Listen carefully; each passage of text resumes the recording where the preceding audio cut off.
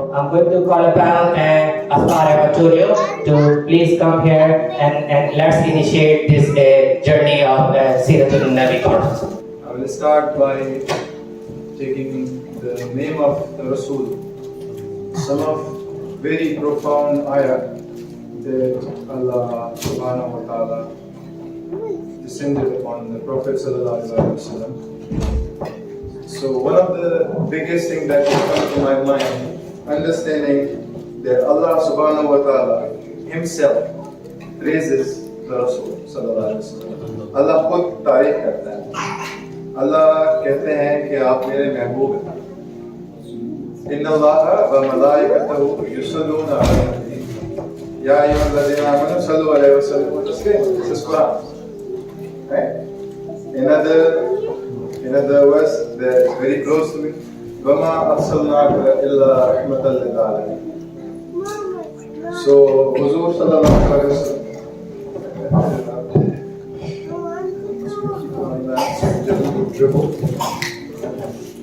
So, what I'm trying to say is that Allah subhanahu wa ta'ala created this amazing, beautiful world, right?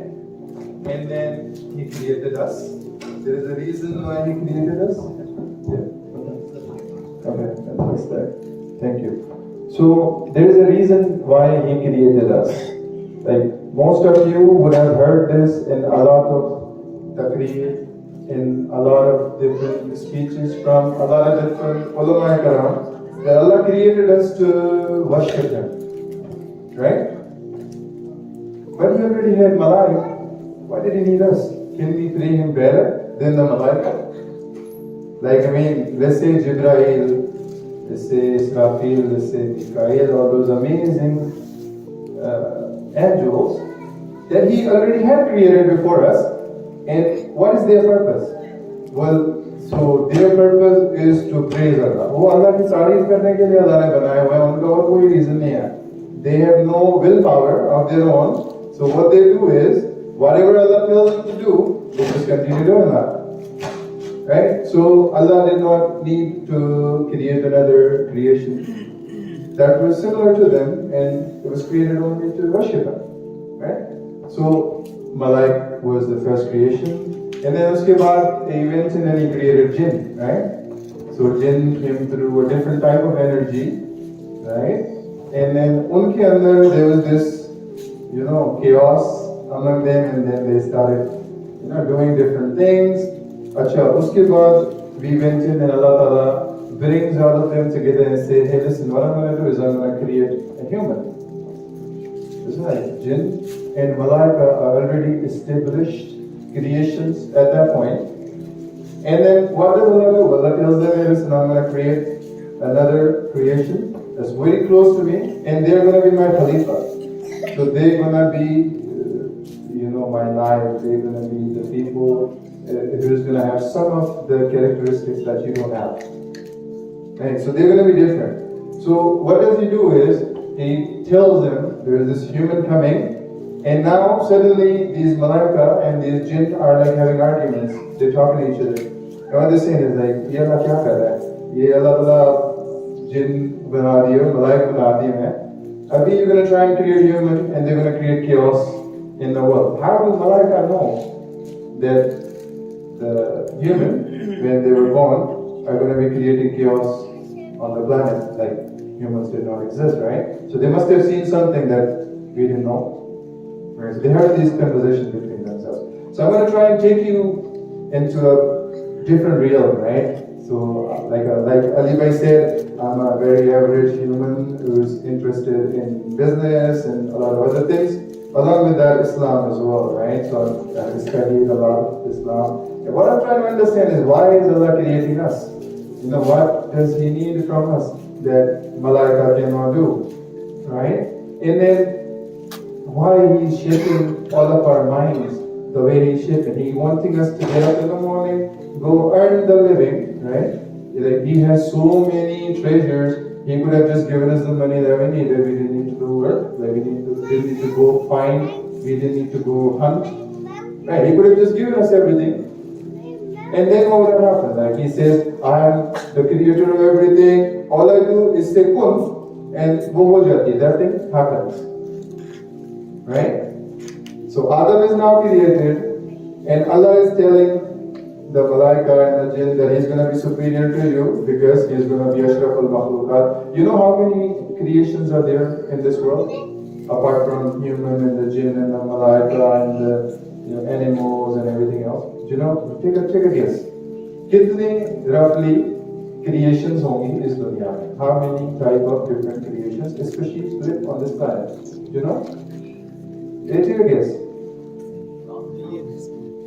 1.3 million different types of creation live on this planet, along with humans. We are just one of them. How many creation hai? Just a different type of creation, right? So the angels got wings, they can fly. We don't have wings. How are we superior to them? Have you ever thought that, okay, there's a jinn sitting, and then take the best scenario of a jinn, the powerful jinn, the Iblis, let's say, right? So the shaitan, the biggest one of them is sitting on one side, and he's their head off. Okay, like most of us work in an organization, so I'm going to try and relate this to the dunya works, right? So one of the CEOs is saying, hey, the CEO is saying, I'm going to create this creation. And then there's a CTO sitting, right? Chief of Technology is a jinn, and there's this human resource, whatever, CTO, like head of sitting, Malaika, and then there's this small little human. Right, so we are like 5 feet, 6 feet, 7 feet, 8 feet. And when Huzur saw Jibreel in his true form, he had 300 wings. Some of the narration said he had 600 wings. So he had 600 arms. So there is this Jibreel sitting, there is this Israel sitting, right? We are all scared of him. And there is this jinn sitting in Shaitan.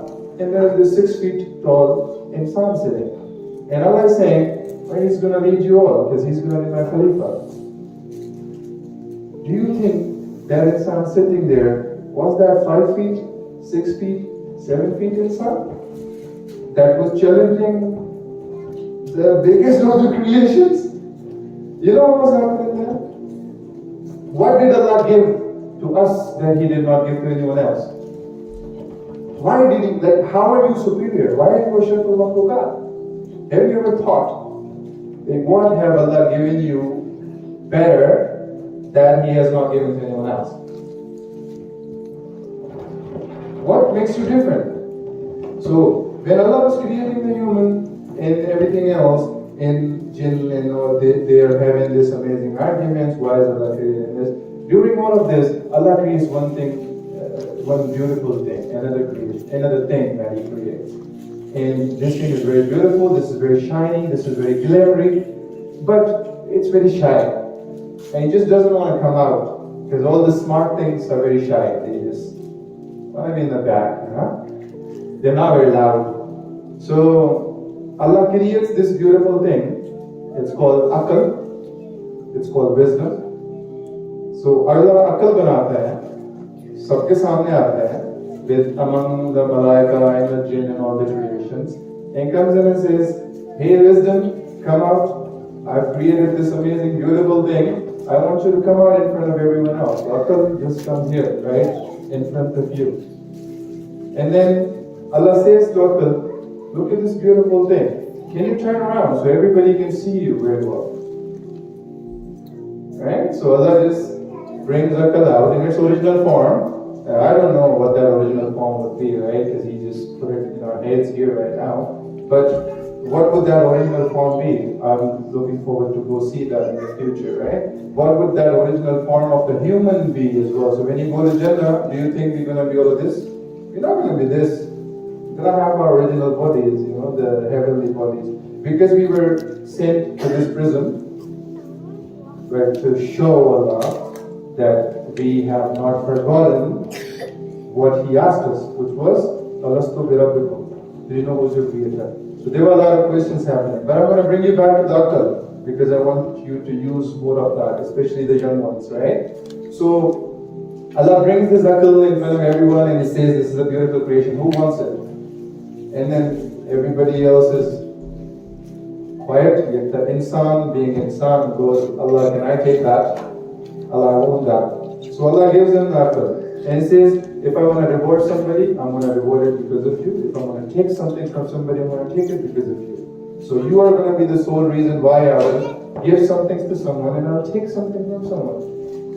Right? So this is the creation of the human I'm talking about. I'm going to narrow it down very, very quickly. And I'm going to bring you to the next point. So insan is different to all the other creations and superior to all the other creations because Allah gave us this beautiful thing called aql, the wisdom. So we need to use that in all walks of our life, be it business, be it religion, be it connection with Allah, be it our jobs, be it anything else. We have to keep using that aql to find Allah. Then we have to find Allah. How can we find Allah?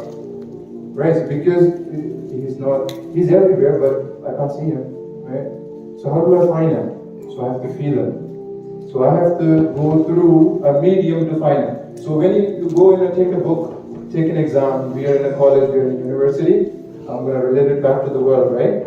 So step 2. Number 1, you are created beautiful and amazing because you got aql and nobody else has that. Right? You got a free will. You got that amazing thing in us that Allah gave us. Number 2, with using that aql, He wants us to look at the nishaniya, right? Look at His signs. So anything beautiful, Allah has hidden it into something. You have to dig it to bring it out. So gold, it's not lying on the surface that you can just go take it. No, it's hidden in a cave. You have to dig it.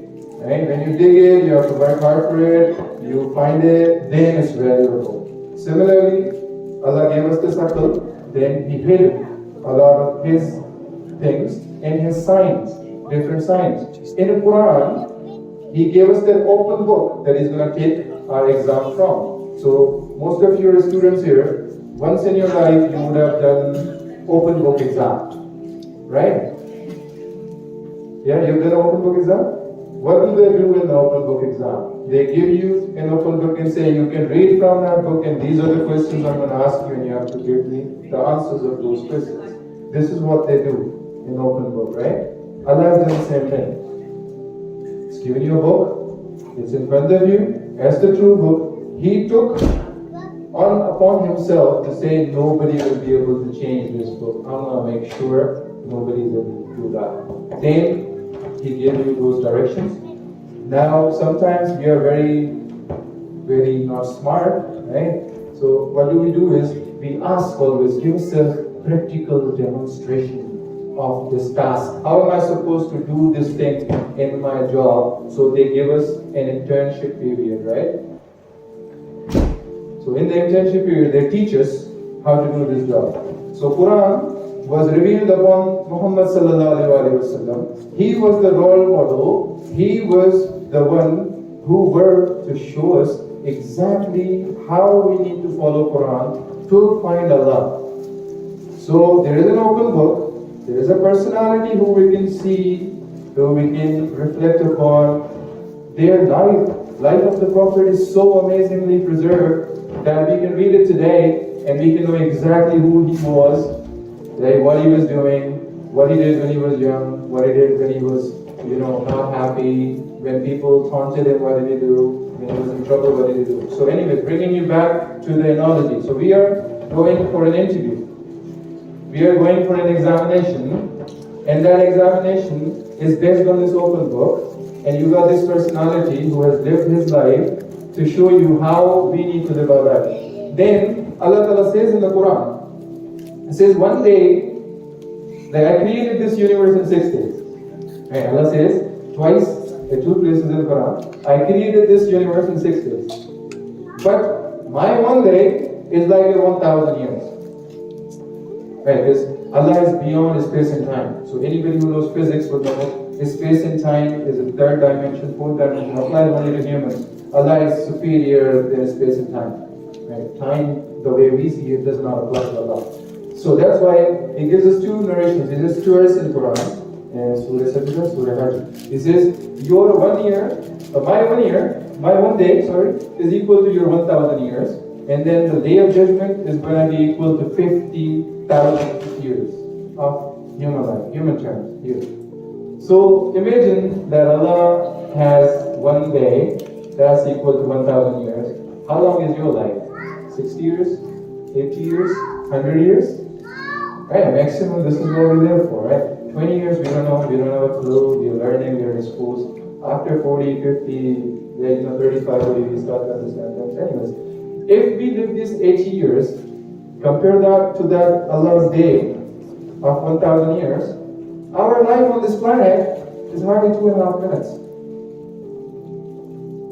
So this greediness, this amazing business person that I want to be, these amazing houses that I want to build, this beautiful car that I want to have, the successful person that I want to be, the wealth that I want to amass, the amazing kids that I want to grow, the legacy I want to leave behind is just for 2.5 minutes, my friends. So in that 2.5 minutes, we are given that book, we are given that seerah of the Rasul, so that we can answer those questions. What are the questions? Allah has already given you the questions as well. Right?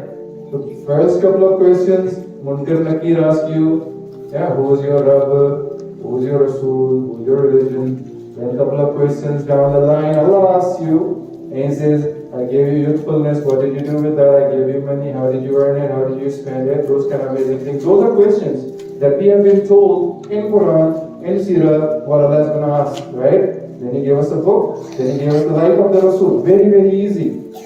It's supremely easy, guys. Like, a person like me can read this and learn this. It's very, very easy. Try it out. Just try and read Quran once in your life with the translation. Especially the young ones right here. Anybody who's 25 under, a piece of advice, take it from me and then drink it. It's just going to take you hardly 20 days, 25 days to finish this off. Read the Quran with the translation once in your life. Majority of your chaos in your head is going to be gone. Then, after a couple of months, give it another try with the tafsir. It's going to take you 2.5 months to finish this. 2.5 months, you're going to know everything that Allah is looking from you. And then, if Allah gives you an opportunity, read the life of the Rasul, and everything will come together. The movie is complete. The movie that Allah wants us to see is Shahada. Ashhadu an la ilaha illallah. There is no Allah except the Allah. There is nobody to worship except Allah. And then Prophet is a guiding force who gave us this message. We trusted this message. We have to love it. We have to follow that message. And we have to continue on progressing, making our iman higher and higher and higher, just by following His teachings. Thank you so much for your time. Jazakallah khair. And I'll take leave.